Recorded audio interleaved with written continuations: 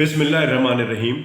मैं हूं डॉक्टर कैसर सज्जाद और मैं आप लोगों को सेहत के हवाले से मुख्तलिफ़ बीमारियों के मुताल्लिक़ आगाही फ़राहम करता हूं। आज इस हवाले से मैं कान का बंद होना या कान में जो समात आती है उसका कम हो जाना, उसके मुताल्लिक़ मैं आज बात करता हूं।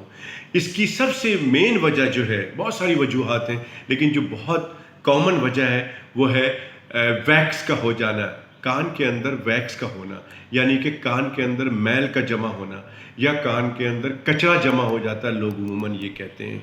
तो लोग अक्सर पूछते हैं कि डॉक्टर साहब मैं तो इतना सफाई रखता हूँ, ये कचरा कैसे बन जाता है और इसको कैसे रोका जाए। तो ये जो वैक्स है, जो कान में कचरा होता है, ये कुदरती एक अमल है जो कि एक ग्लैंड होता है, वो उसकी सिक्रीशन से ये कचरा बनता रहता है, वहाँ जमा होता रहता है। और बहुत से लोगों में ये जो सिक्रीशन हैं बहुत कम निकलती हैं। बहुत से लोग ऐसे हैं जिनको ये कचरा बहुत कम निकलता है, पूरी ज़िंदगी गुजर जाती है, कचरा नहीं निकलता। लेकिन बहुत से लोग ऐसे हैं कि जिनको हर 15 दिन बाद, 10 दिन बाद उनका कचरा कान में इतना भर जाता है कि कान बंद हो जाता है और उसकी सफाई करानी पड़ती है।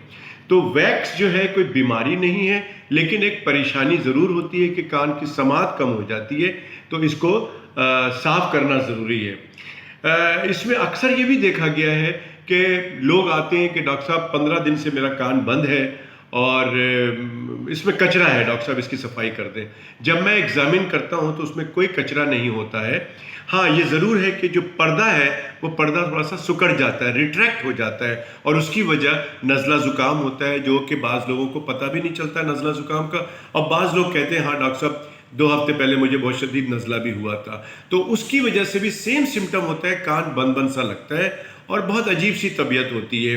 वैक्स जब कान में होता है तो ये कैनाल है, जो ये कान का हिस्सा, इसके साथ फिर एक कैनाल जाती है, उसके बाद आगे पर्दा होता है।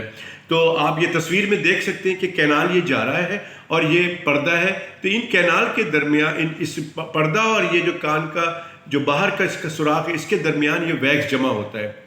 अब हम लोग करते क्या है, एक और बात कि हम कॉटन बड्स इस्तेमाल करते हैं, जिसको हम बारहा मना करते हैं कि खुदारा कॉटन बड इस्तेमाल नहीं करें। अब ये कैनाल के अंदर जो वैक्स जमा होता है, आप जब इसको निकालते हैं तो इस कॉटन बड से ये रिमूव नहीं होता, बल्कि उसमें थोड़ा सा लग जाता है और आप निकालते हैं तो आप कहते हैं देखो ये वैक्स मैंने निकाल लिया।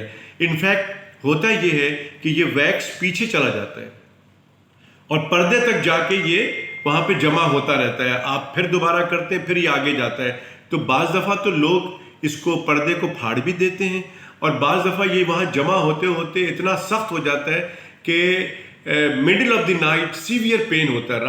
तो लिहाजा वैक्स को निकालने की कोशिश ना करें खुद से, कॉटन बड से ये वैक्स नहीं निकलता है।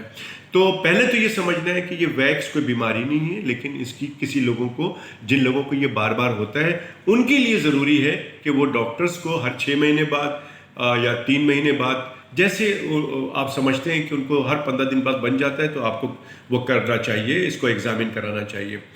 और इसका तरीक़ा यही है कि अगर कुछ लोग जो आते हैं तो हम उनको कतरा देते हैं ताकि ये वैक्स सॉफ्ट हो जाए।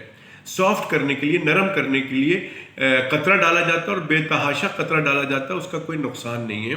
तो उससे नरम हो जाता है और फिर आपको डॉक्टर के पास जाना होता है ताकि वो फिर सक्शन कर लेते हैं या निकाल लेते हैं मैनुअली।